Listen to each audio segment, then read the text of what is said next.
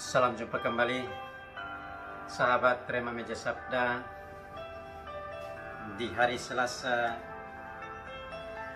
23 Juni 2020. Saya menyapa kita, salam sejahtera dalam kasih Tuhan kita Yesus Kristus yang senantiasa menyertai dan membimbing perjalanan peziarah hidup kita. Mari kita berefleksi bersama dengan Rema Meja Sabda hari ini. Dan kita berdoa bagi saudara-saudari kita yang terinfeksi virus corona dan sedang dirawat di mana saja mereka berada. Semoga mereka pulih kembali. Dan bagi mereka yang telah meninggal, semoga Allah Bapa Tuhan kita Yesus Kristus yang Maha Pengasih mencurahkan keselamatan kekal bagi mereka.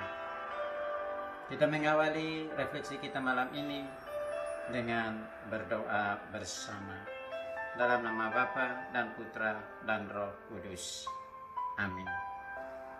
Allah Tritunggal Maha Kudus, syukur dan pujian kami haturkan kehadirat-Mu, bahwa Engkau berkenan hadir dan menyertai seluruh perjalanan peziarahan kami. Bahkan teristimewa ketika kami berada dalam masalah dan perkara yang paling berat, Engkau hadir dan menyertai kami, seperti Engkau hadir dan menyertai umat pilihan-Mu, bangsa Yehuda, di bawah kepemimpinan Hizkia. Hari ini mengandalkan Engkau untuk memperoleh kehidupan dan keselamatan. Hadirlah di dalam diri kami masing-masing, di dalam keluarga kami, di mana saja kami berada, agar selalu mengandalkan Dikau dalam perjalanan peziarahan hidup kami menuju kepadamu. Pulihkanlah saudara-saudari kami yang sedang sakit, teristimewa mereka yang sangat mengharapkan doa-doa kami, juga mereka yang terinfeksi positif virus corona dan sedang dirawat. Semoga mereka pulihlah. Dan mereka yang telah meninggal, semoga Engkau berkenan menerima mereka di dalam kerajaan-Mu yang abadi. Demi Kristus Tuhan dan pengantara kami. Amin. Bapak Ibu, saudara-saudari, sahabat Rema Meja Sabda yang budiman, yang dikasihi Allah. Kalau kemarin kita melihat bangsa Israel setelah terbagi menjadi dua dan kerajaan utara berdiri, kemarin kerajaan Asyur menyerang dan meluluhlantakkan kerajaan itu. Bangsa utara dibawa ke Asyur, hidup sebagai orang-orang buangan dan orang-orang dalam perbudakan. Sementara hari ini kita mengikuti kisah Asyur kembali mengepung kerajaan Yehuda di Yerusalem dan hendak merebut atau meruntuhkan kerajaan itu. Mari kita ikuti kisahnya yang saya ramu dalam refleksi untuk menjadi pegangan hidup bagi kita. Teristimewa kepiawaian, kedekatan Raja Hizkia yang mengandalkan kedaulatan Yahweh dalam kehidupan berbangsa di dalam kerajaan Yehuda, yang pada akhirnya membuahkan keselamatan bagi bangsa pilihan masa itu. Sanhedrin Asyur bersama 185.000 tentaranya yang mengepung Yehuda kala itu dalam satu malam bagikan bangkai, tak bergerak. Mengapa? Poin pertama, bahwa kedaulatan Yahweh yang berkarya membela umatnya hendak ditunjukkan kepada bangsa asing ini. Kedua, Allah sengaja tidak menghancurkan mereka, agar mereka melihat bahwa Yahweh berkuasa atas kekuatan Asyur yang diagung-agungkan dengan mengolok Yahweh yang Hizkia sembah bersama keluarga dan bangsanya. Ketiga, Asyur harus membayar dengan harga mahal, yaitu mengalami kehancuran kerajaan, agar kemudian ia tahu dan belajar untuk mengakui kedaulatan Yahweh.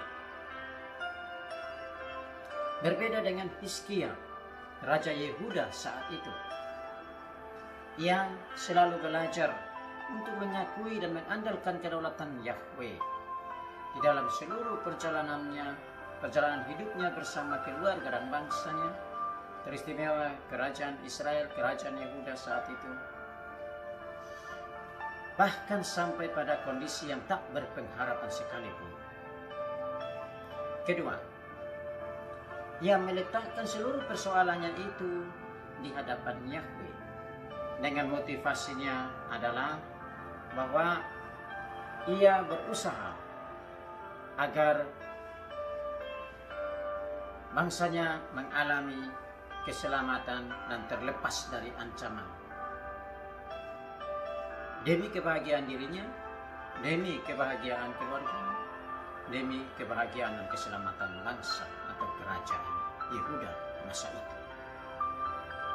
Dan lebih dari itu, Hizkia hendak memperlihatkan kepada bangsa lain kedaulatan dan kekuasaan Yahweh agar bangsa lain pun turut serta mengakui nama dan kedaulatan Yahweh. Keempat, Hizkia menyadari bahwa berkat yang ia terima dari Yahweh mesti disalurkan kepada segala bangsa. Ini aspek kesaksian hidup atau martiria di dalam kelima pilar kehidupan gereja. Jaminannya apa? Jaminannya adalah bahwa Yahweh berkenan menganugerahkan keselamatan bagi Hizkia dan kerajaannya.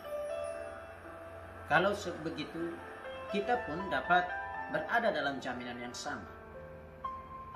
Maka yang penting kita lakukan adalah tetaplah setia kepada Yahweh dan yakin bahwa Ia akan senantiasa menolong kita. Kesetiaan dan keyakinan ini mesti kemudian dikonkretkan di dalam usaha kedekatan kita dengan Dia. Dalam rangka itu, maka Injil hari ini, melaluinya Yesus mengajari kita setidak-tidaknya 3 poin penting untuk kita hidupi dan kita maknai di dalam kebersamaan kita, dalam perjalanan kebersamaan kita sebagai orang-orang yang beriman kepada Allah. Pertama, perikop ini dimulai dengan ditunjukkan 2 jenis binatang yang disebut babi dan anjing. Babi tidak hanya najis, tetapi juga binatang buas dan ganas yang bisa saja menyerang manusia. Anjing juga demikian, tidak seperti zaman ini, bahwa bahkan dipelihara dengan sangat baik oleh manusia, menjadi hewan peliharaan yang dianggap setia bersama Tuhan. Pada masa itu, anjing bukanlah binatang peliharaan, tetapi menjadi binatang atau hewan najis dan buas atau menakutkan. Jadi keduanya, Yesus dengan kedua hewan ini atau binatang ini, Yesus hendak menunjukkan ini melambangkan atau ini simbol bagi orang-orang yang terang-terangan menolak Injil lewat penghinaan dan serangan fisik. Yesus memberi jaminan bahwa orang Kristen bisa menghindari bahaya-bahaya ini dengan mendekatkan diri secara intens pada Allah, sumber kekuatan kita. Kedua, Kristus merumuskan kewajiban dan kehidupan Kristiani. Bagaimana caranya? Sikap yang dituntut Tuhan dari kita adalah bahwa masa bodoh mesti diubah menjadi sikap aktif dinamis dalam membangun relasi personal baik antara Yahweh dengan manusia atau dengan kita maupun kita dengan sesama. Orang Kristen tidak boleh merugikan orang lain, tetapi orang Kristen harus mengasihi sebagaimana ia menghendaki agar orang lain juga mengasihinya. Atau orang Kristen harus melakukan kepada sesamanya apa yang ia inginkan agar sesamanya melakukannya baginya. Tentu dalam hal-hal dan sikap serta perilaku yang positif yang mengandung kebajikan-kebajikan atau olah-olah kesalehan. Tekanannya adalah saya mampu memberi diri bagi sesama, bukan menuntut dari sesama. Ketiga, tuntutan hidup Kristen seperti ini memang berat rasanya. Mengapa?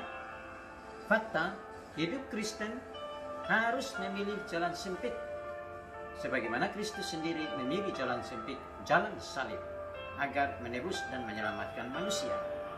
Maka, pengikut-pengikutnya pun diajak untuk menempuh jalan yang sama, rela berkorban untuk mampu melakukan perbuatan cinta kasih kepada sesamanya. Bukan memilih jalan lebar yang populer dan kebanyakan diminati serta disenangi banyak orang. Artinya, kita, Bapak Ibu, saudara-saudari, sahabat-sahabat Trinama Jasabda, dan saya, kita semua mesti berusaha dan belajar terus-menerus agar kokoh di atas ketaatan iman yang diperjuangkan, bukan sikap kerohanian yang santai, tenang, diam, statis. Bagaimana? Kita renungkan. Allah menolong kita. Amin. Dalam nama Bapa dan Putra dan Roh Kudus.